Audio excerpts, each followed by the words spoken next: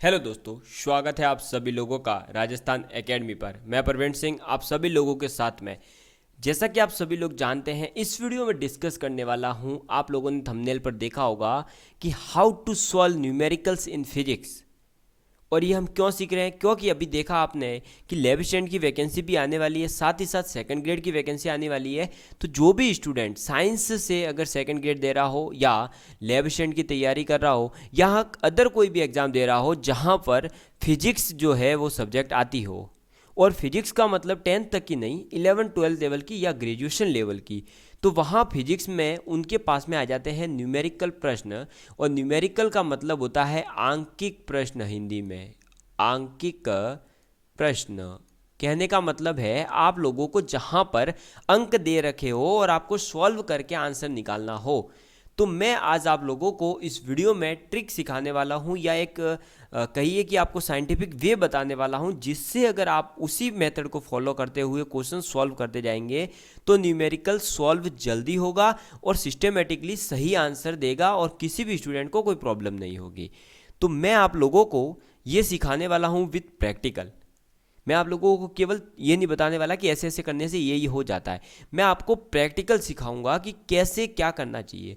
सबसे पहले आप फिजिक्स का क्वेश्चन पढ़िए। तो क्वेश्चन देखिए क्या दे रखा है। ये लास्ट ईयर लैब असिस्टेंट 2018 का ही क्वेश्चन है, ठीक है, देख लेना आप। क्वेश्चन है 3 आवेश plus 4Q charge, capital Q और स्मॉल q एक L लंबाई की सीधी रेखा पर क्रमशः 0, L/2 और L दूरी पर स्थित है। Q का मान यानी कैपिटल Q का मान क्या होना चाहिए कि स्मॉल q पर लगने वाला परिणामी बल शून्य हो जाए। आप इसमें क्या करेंगे, सबसे पहले एक स्ट्रेट लाइन बना दीजिए। ये बना दी मैंने। अब ये यहाँ 0 है, यहाँ पर हो जाएगा ये डिस्टेंस L/2 और ये डिस्टेंस हो गई L, क्योंकि उसने बोला है टोटल L लेंथ तक है तो L लेंथ मान ली, ठीक है। अब देखिए उसने क्वेश्चन में बोला है कि 0 के ऊपर तो है प्लस का 4Q, तो यहाँ रखो प्लस 4Q। L/2 के ऊपर है कैपिटल Q और L के ऊपर है स्मॉल q। ये कैसे पता? तो यहाँ इसने क्रमशः शब्द यूज किया है, वैसे मुझे पता चल गया। ये मैंने डायग्राम बना दिया। अब ये बात कर रहा है परिणामी बल की। क्या बात कर रहा है? परिणामी बल की। मतलब इसमें आपको बल के बारे में पता होना चाहिए। और जब भी चार्जेस दे रखे हो तो फोर्स क्या होता है यानी बल क्या होता है, तो इलेक्ट्रिक फोर्स यानी इलेक्ट्रोस्टैटिक फोर्स लगेगा। तो इलेक्ट्रोस्टैटिक फोर्स यानी EF लगेगा। और EF का फॉर्मूला क्या होता है? KQ1 Q2 upon R²। ये होता है या नहीं? तो आपने वे समझा। पहले मैंने क्या करा, क्वेश्चन पढ़ा, क्वेश्चन पढ़ते ही उसका डायग्राम बना दिया। अब डायग्राम बनाने के बाद मैंने देखा कि उसने पूछा क्या है। उसने पूछा मुझे कि बल। तो मैंने क्या करा, बल से संबंधित जो मुझे याद था, बल से संबंधित यानी बल से संबंधित जो भी सूत्र हो, कोई नियम हो, वो आपके दिमाग में क्लिक कर जाना चाहिए। तो मुझे जैसे ही दिखा कि परिणामी बल और चार्जेस की बात हो रही है यानी आवेशों की बात हो रही थी और बल के बारे में बात कर रहा है, तो मुझे पता है कि यहाँ पर इलेक्ट्रोस्टैटिक फोर्स लगेगा, यानी कि विद्युत आकर्षण बल या विद्युत स्थैतिक बल जो है वो लगेगा। उसका फॉर्मूला होता है KQ1 Q2 अपॉन R²। तो फॉर्मूला मुझे पता चल गया कि ये यूज होगा और डायग्राम बन गया। अब मुझे कॉन्सेप्ट लगाना है कि इस Q के ऊपर देखो क्या बोला है कि स्मॉल q के ऊपर लगने वाला बल शून्य हो जाए। तो आप मुझे बताइए कि देखो अगर ये 4Q है और ये इसको भी अगर ये पॉजिटिव है तो ये क्या करेगा, रिपेल करेगा या नहीं करेगा? अरे भाई रिपेल करेगा ना, मतलब भगाएगा दूर। तो ये इसको ऐसे भगा रहा है मान लो, ठीक है, भगा रहा है दूर। अब ये जो है कैपिटल Q, ये यहाँ पर जीरो करने के लिए ये कंपलसरी है कि इस कैपिटल Q को नेगेटिव होना पड़ेगा। अगर नेगेटिव नहीं भी होता है तो हमें टेंशन नहीं लेना है।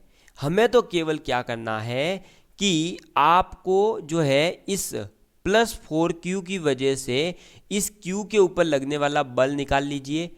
तो तो आप इसको मान लीजिए केस 1, या फिर आप ये लिख दीजिए इलेक्ट्रोस्टैटिक फोर्स, और मैं इसका नाम दे देता हूँ ओ एल, यानी 0 से लेकर एल के लिए।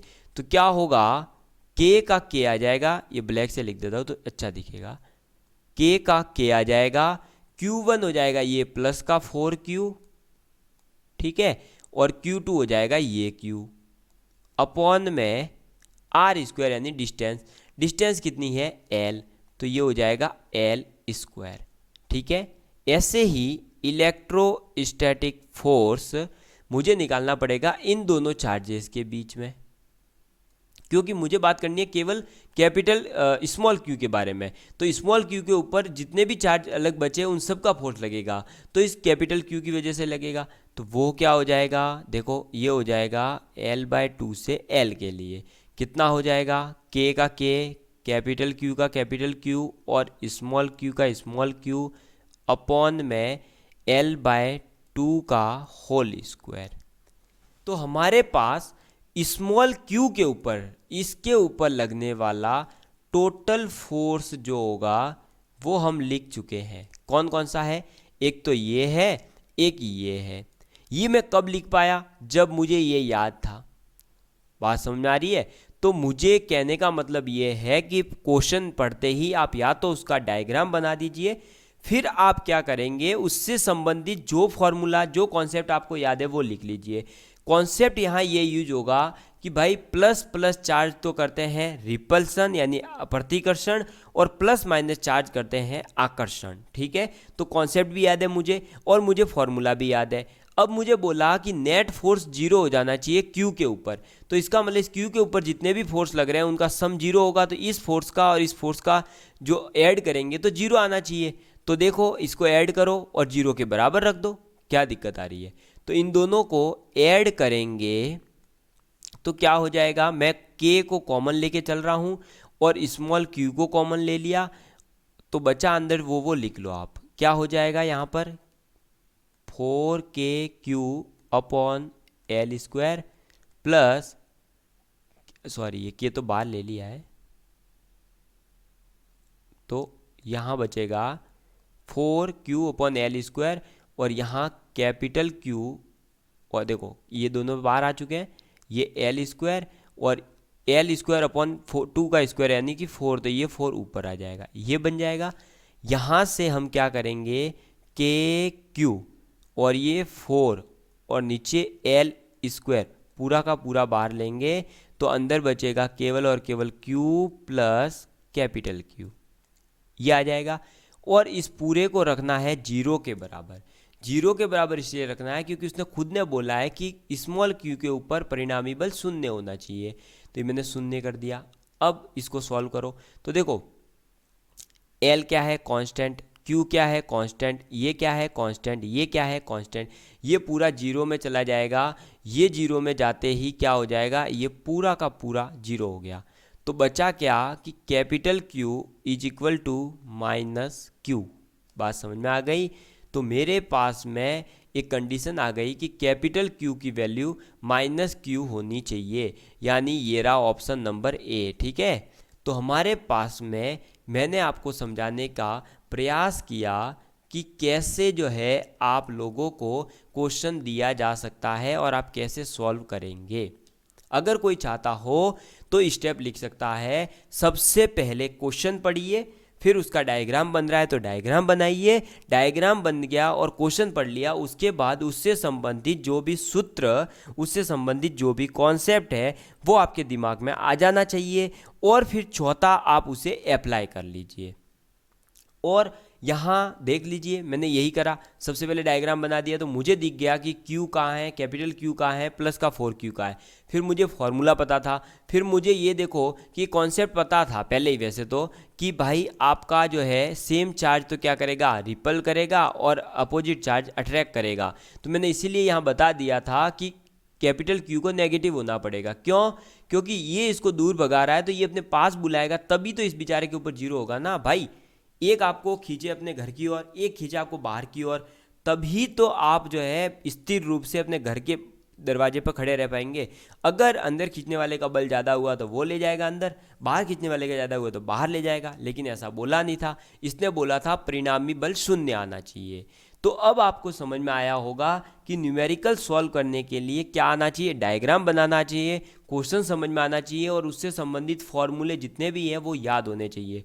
तो उसके लिए क्या करना पड़ेगा, हमें थ्योरी जो है, जो भी मैं थ्योरी आपको लिखवाने वाला हूँ अब क्लासेस स्टार्ट करके, तो वो थ्योरी आप अच्छे से लिखें, नोट्स अच्छे से बनाएं और उन्हें ज़्यादा से ज़्यादा रिवाइज करें, फिर क्वेश्चन प्रैक्टिस करें, ताकि आपको पता चले कि हाँ हम क्वेश्चन को फास्ट कैसे सॉल्व करें। ठीक है, तो आप लोगों को अगर ये वीडियो अच्छा लगा हो तो लाइक एंड शेयर करना बिल्कुल ना भूलें। Thank you.